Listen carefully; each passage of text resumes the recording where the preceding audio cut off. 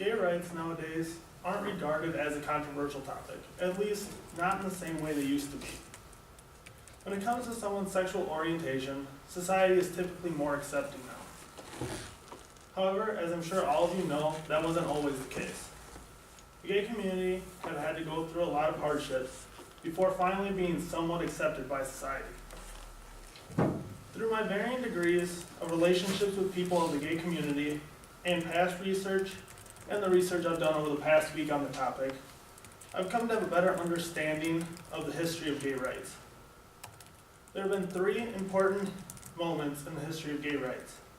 The three important moments are the Stonewall Riots, the Gay Pride Parades, and the legalization of same-sex marriage. The first event was the Stonewall Riots, also known as the Stonewall Uprising. According to my audience analysis survey conducted on April 10th, 2 out of 20 people knew of the incident that occurred in the 1960s, which, as I previously stated, was the Stonewall Riots. According to an article, an amazing 1969 account of the Stonewall Uprising, written by Grants Frank Ruda on January 24th, 2013, and published on the Atlantic.com's website, Grants Frank Ruda stated, New York papers tend to call it the Stonewall Uprising, not the Stonewall Riot, because it played out as 6 days of skirmishes between young gay, lesbian, and transgender individuals in the New York Police Department in the wake of a police raid of the Christopher Street Bar in Manhattan's West Village, which would also be known as the Stonewall Inn. It started as a typical police raid on a gay bar for selling without a liquor license.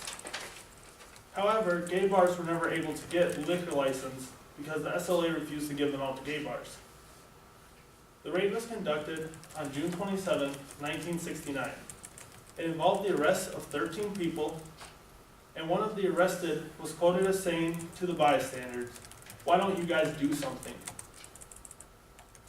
The raid that was conducted initially consisted of 9 police officers and 400 gay, lesbian, and transgender bystanders. The police ended up having to barricade themselves inside of the Stonewall Inn. When the bystanders were able to break through the barricade, they lit the bar on fire. Referring back to the Atlantic.com's article, it also stated it, being the Stonewall Riots, would see fire hoses turned on people in the street, thrown barricades, gay cheerleaders chanting bawdy variants of New York City schoolgirl songs, Rockette-style kick lines in front of the police, the throwing of a firebomb into the bar, a police officer throwing his gun in the mob, cries of "Occupy, take over, fag power, liberate the bar," and "We're the Pink Panthers." There was also smashed windows, uprooted parking meters, thrown pennies, frightened police officers, angry police officers, arrested mafiosi, thrown cobblestone, thrown bottles, the singing of "We Shall Overcome" in high camp fashion, and a drag queen hitting a police officer on the head with her purse.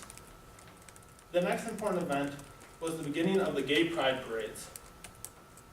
According to the article, the evolution of the Pride Parade from somber march to celebration, written by Johanna Desta on June 10, 2014, and published on the Mashable.com website, Johanna Desta stated, in 1970, the first gay pride event, called the Christopher Street Liberation Day March, or CSLD March for short, was organized to commemorate the anniversary of the Stonewall Riots.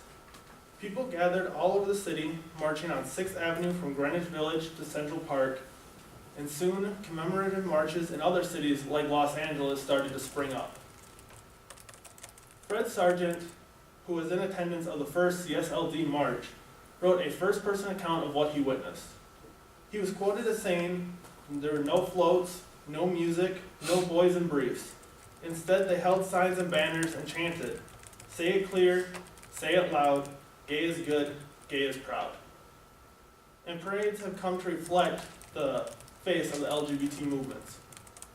Whether it's an activist group in the 70s, the somber tones of the HIV/AIDS crisis of the 80s, the liberation of muscle boys of the 90s, or in modern day, it reflects the families with their children, which mirrors the advances of marriage equality.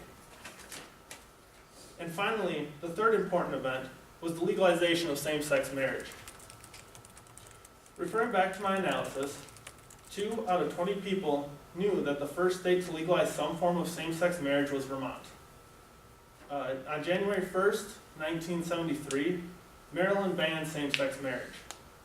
On September 21st, 1996, President Clinton signed the Defense of Marriage Act, also known as DOMA.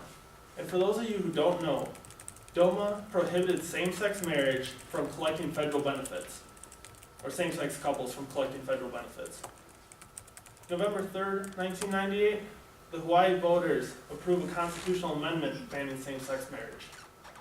Then on July 1st, 2000, Vermont legalized civil unions between same-sex couples. On November 18th, 2003, Massachusetts Supreme Court legalized same-sex marriage. And the first fully legal gay marriage took place May 17th, 2004, between Tanya McCloskey, age 52, and Marcia Kadish, age 56. And actually, I have a picture of them on the far left over there too. And then finally, on June 26, 2015, the U.S. Supreme Court legalizes same-sex marriage. In conclusion, there have been 3 important moments in the history of gay rights. The 3 important moments are the Stonewall riots, the gay pride parades, and the legalization of gay marriage. Our country has a lot of history with the oppression of certain groups of people. I would like to think that it may be going at a snail's pace, but this country is trying to make things right. Does the legalization of gay marriage make up for the wrongdoings this country has committed against the gay community? That's not for me to say. Although I do feel, as most people would probably agree, it was a step in the right direction.